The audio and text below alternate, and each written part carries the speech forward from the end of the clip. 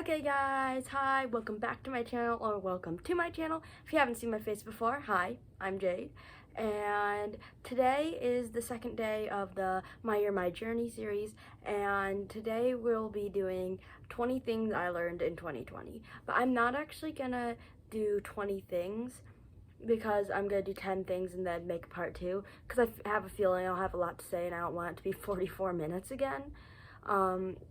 Because if you didn't know this, I try to keep my videos like 7 to 12 minutes. And then some of the vlogs in Florida got up to like 15 minutes because we were doing a lot. But in general, I try to keep them 7 to 12 minutes. But anyways, yeah. So before we get on to the video, make sure to give it a big thumbs up.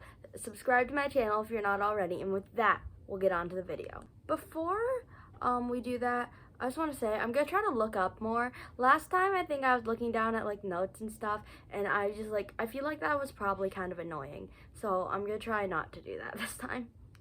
Okay, so here's part 1 of what I've learned in 2020. So it's 20 things, but the first 10 are right now. So the first thing is what I want to do with my life, because for the longest time I wanted to be a dancer. But I think I've just kind of realized that that was unrealistic, and not just a dancer. I wanted to be a ballerina, and I realized, one, my body's just not really built for that, and that it stresses me out sometimes, and it's just not enjoyable. That I couldn't do that all of my life, and then for a while, like I wanted to like act, and I do love acting, and then, like, there's some things, like, for a while, I kind of wanted to be, like, a psychologist or psychiatrist and, like, a life coach, and there's just been a lot of things, but I've realized that I want to work in the entertainment industry somehow. I don't really know how yet, because I'm only 13 and I don't really need to, but, yeah, I want to work in the industry somehow.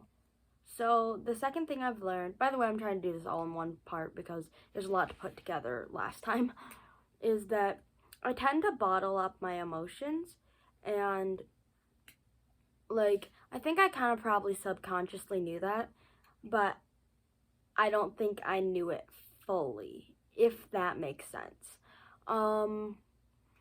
Like, because as I told you, in the beginning of 2020, like, I got to a point where, like, I was just ready to erupt. Like, I had this time where I would just, like, I'd be okay. I'd be decent. And then I'd just be getting so mad and so angry. And then all of a sudden, I'd just, like, start crying randomly. And I honestly forgot this happened, but like, or I'd just be, like, I'd just start crying randomly, but it would usually just be by myself. And then one time, like, I was with my mom, and it just happened in the middle of the mall. So, I guess that's the first time I really opened up to my mom. And I think I did that in the car, is when I talked to her. And yeah, that was the first time I did that, but I think I just realized that I tend to bottle up my emotions. And by the way, if you also feel like you do that, because I feel like people who do that know that they do it, but they don't know what to do about it, like, just talk. Like, it sounds hard, but, like, find one person, and if you can, like, just, like, if you think they'll listen, so probably your dad or your mom or something, just, like, start talking, and it'll come out, like, if they're willing to listen. You can just, like, sit there for 2 hours, and you might sit there in silence for 5 minutes, but eventually it'll, like, you'll get it, like, and it'll work. So, yeah, number 2 is that I tended to, and I still kind of do, bottle my emotions. And that's something I worked on. But number 3, that's a weird word, 3 is that, I just need to, and like everyone, I think, you need to let go to be a healthier person. Because I think that for a while, I could not let go. Like, I'd be obsessed with things, and not just items, just everything. And then I couldn't let go. I was like, no, I need to be here. I need to be stuck here.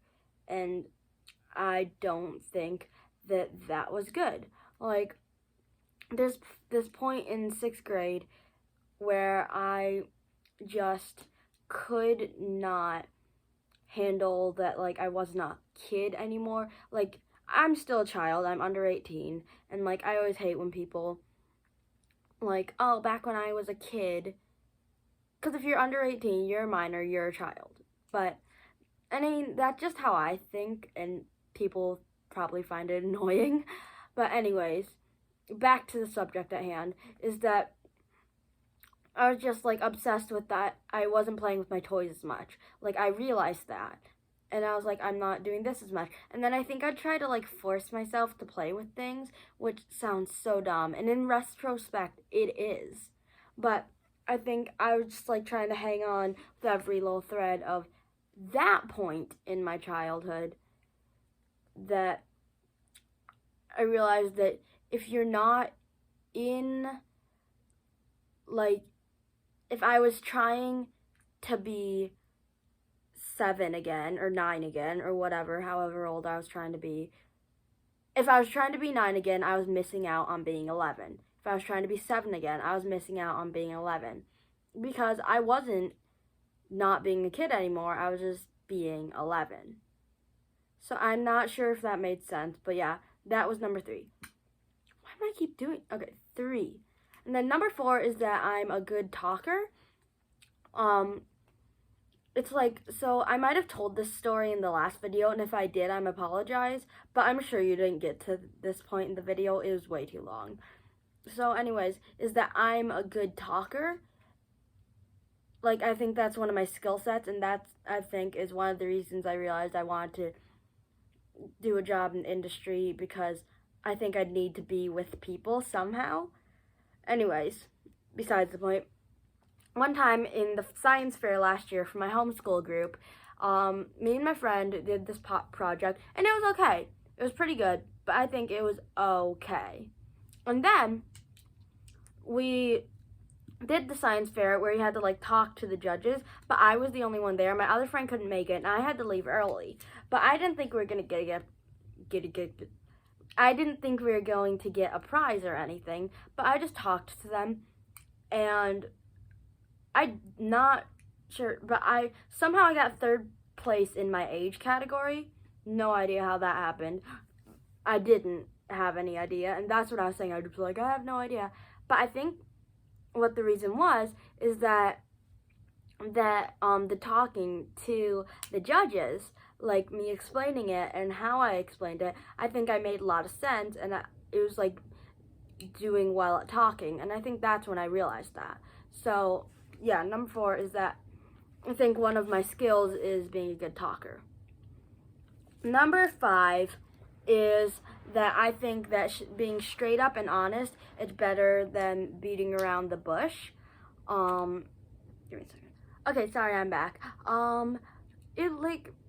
I just thought of something, and I don't know what I had thought of, and I was gonna write it down, but I was still trying to talk, so I couldn't do that at the same time, so I paused it, and then I don't know what I thought of, but it was good. And I don't know what it was, and I'm like, oh, that happens to me a lot, I feel like, and I'm like, oh, should have written that down. Like, I wish I just had, like, a notebook attached to me when I think of something good, like, it just got written down. That happened to you guys. Anyways, number 5 is that it's better to be, like, straight up and honest, because I used to, like, hint at things a lot, like, all the time. I would always just, like, hint at things, but I wouldn't, like, be willing to say them, because I think it would just scare me, and, like, not, like, boo scare, but, like, it would just, like, frighten me. Anyways, but I realized that one of the things that, like, I admired the most was people who were super vulnerable and really open about their emotions, and that was, like, what I'm not. So I was like, hey, if that's what you admire and that's what you'd want me, maybe you should work on that. And I feel like it's just a lot better to be really straight up, because I don't think people like it, and even if they think they do, they probably don't. Like, I feel like girls specifically tend to do this a lot, where, like, they don't want to be willing to be honest with each other, and like that just causes a lot of drama. And like just in general, even like if I wanted to order something at McDonald's, like I'd be afraid to say it, so I'd be like, I really like those. And by the way, with everything I'm saying, I'm not saying I never do this anymore. I'm like a perfect person. I'm not, by far. But I think I'm a better person than I used to be. Anyways, number 6 is that I don't need to defend myself constantly. Just because I would just get really defensive about so many things. And then I realized that when people were like that, it would just annoy the heck out of me. Like, I hated it. So why should I think people enjoyed it when I did that? So, yeah, so I think it's better just to, like, take it with a grain of salt. Or try to, I don't know, just, like, not to get all defensive, because I feel like that's really annoying. And, because, like, other people would do that, and I would hate it. So I was like, okay, you shouldn't be doing that. Anyways, number 7 is that I don't need to please everyone. Because for a while, I just feel the need to please everyone. And, like, so I was a people pleaser, and I still am. But I kind of call myself a retired people pleaser now, if that makes sense. Because I've realized that, like, I don't need to be like that. That if you're trying to please everyone, it's probably not working, because not everyone's gonna like you. And that's okay. But I felt the need for everyone to like me, and that just wasn't healthy. So, like, I think you shouldn't be rude to people, but I don't think you need to be a people pleaser. And when people are a people pleaser, I think people are a people pleaser. I think they're always like, oh yeah, I'm such a people pleaser. And they say it like a good thing. And it's not a bad thing. You could be worse things in life. You could be an axe murderer. But I think it's not good to be a people pleaser. And people are proud of that. But it's really unhealthy. So anyways, next, number 8, getting down to the wire, is I learned about Enneagrams this year, and I feel like I've mentioned these in a few more videos, but I might go into depth a little more right now, is that I think this really helped me, because Enneagrams are like, it's like another personality quiz, but it's not just a quiz, and you don't need a quiz to realize it, but quizzes have helped me, because if you know what Myers-Briggs are, it's similar to that, but I like Enneagrams a lot better. Just because Myers-Briggs just don't make sense to me. And, like, I get it, but I can't figure out which one I am. So, back to Enneagrams. Those, I really enjoy those. There is 8 types, and they're just, like, 8 personality types. And, like, I'm sure there's some of things in everyone. But when I first learned about them, I just thought you could be like one type, and I was like, I feel like I'm all of these, but you do have aspects of everything, because everyone's a full person, but it's like what you are the most. And I think you can't figure out who you are by just taking a quiz, because when you read the description, you're like, oh, that's kind of me, but kind of not me. But then there's things where it's like, these are this is where this type goes in health, this is where this type goes in weakness, this is what happens, and then, or like, this is what they'd be like as a child. And the more and more you read about it, you can be like, yeah, that's me in a nutshell. Thanks, internet source, for explaining me. And I just think it's really helpful, and especially if you like listen to podcasts about it or like read stuff about it, like, it'll make sense. And I don't know, I like them.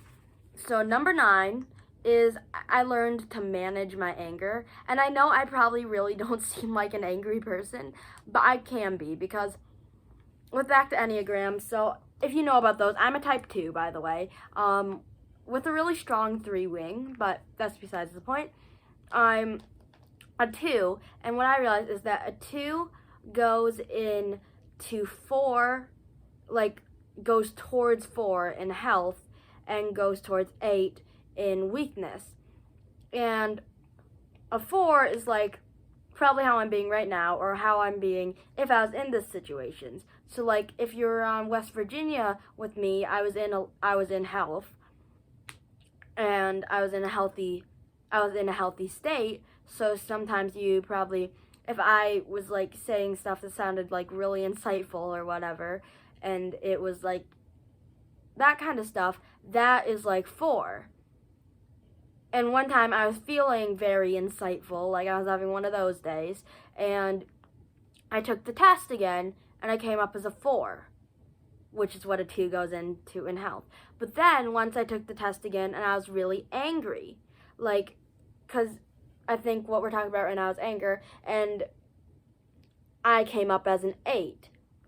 So I realized, like, that's what I go into. So sometimes I would get very angry, and at first, that was when I was bottling stuff up, and then I just like cry, which is not a bad thing. And then, there's a point where I'd like I wrote everything down, and then I'd just like shred it, like that. It's kind of dumb and meta and weird, but like that's what I do.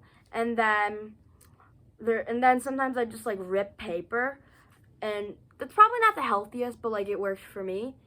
But what I realize is the best thing to do is every single thing you're feeling, like as if you're talking, and it doesn't have to make sense. And I think I learned this from Parvati Shallow in like the course thing I was doing, is that just to like write everything down, like scribble, scribble, scribble, like until all of a sudden you feel like you can't possibly say another word. And I promise you, next time you're mad, if you try that, like, 1, tell me, but 2, like, it helps. I swear, like, once you feel like you're done writing and you can't say, like, you could not possibly say anything more, and I'll date it too, so that you remember when you felt like that, you feel so much better at the end of it. It's amazing. Yeah, so you should try it. But yeah, that's how I learned to manage anger. And then last but not least in this part, and it's probably already really long, so you can see why I had to make it 2 parts, is just how to be a more confident person. Because sometimes I think you see people and you're like, oh, like that seems like so petty to be like that. And then you'll watch someone who's just really confident, and it'll be like natural, like, and you're like, wow, I wish I had that. But you can. So so it's just like how to develop a natural confidence. And it's weird to develop something natural, but like it becomes natural. And I don't mean being confident like, wow, I am the best person, but I am the best looking person in this room. No, not like that. Just not to be down on yourself and to like not doubt yourself. And I really don't know how to explain this one. I think it just comes when you work on yourself that, hey, like there's this quote that I really like. It's just like, I don't know what it is, but I can sum it up. It's that not everyone has to like you, and that's okay. People can like you, and that's great. And then people can not like you, and that's great for them. But it shouldn't affect you. And I think that's what I mean by like I've learned to be like a more confident person. So yeah, that's number 10. So I hope you enjoyed this video, and this one was probably really long too, so I'm glad I made it into 2 parts. But anyways, if you enjoyed this video, make sure to give it a big thumbs up, subscribe to my channel if you're not already, and I will see you, hopefully, tomorrow. Oh, and by the way, for this series, I don't really know what I'm doing. So the first part was the, just the, like, retrospect of the year. And then today is the part 1 of what I've learned, and then New Year's Eve will definitely be like looking back on my resolutions from last year and then like making new ones. But after that, I don't really know what's happening. I think the first day of January, I'm gonna finish of what I've learned in 2020 and like specifically what I've learned about myself. And sorry if I'm looking down again because I'm looking at my notes again. And then after that, I'm not sure what I'm going to do. I don't think I'm going to do the looking through my notebooks because I've kind of just said everything that's been in them. And then the about me, like I'm kind of doing that right now. But I think I'm definitely still doing the one about Survivor, how that affected my life, because that's just a whole nother story. And then I'm definitely still doing the, I don't know. So I'm doing so I did the retrospect of my year, and then I did the what I've learned in 2020 part 1, and then I'm going to do the resolutions, and then I'm going to do what I learned in 2020 part 2, and then I'm going to do the Survivor thing, and I don't know what else I was going to do, but I feel like there's more, and it'll happen, and I might change my mind about some things, but that's my solid. So yeah, I hope you enjoyed this video, and now I'm done.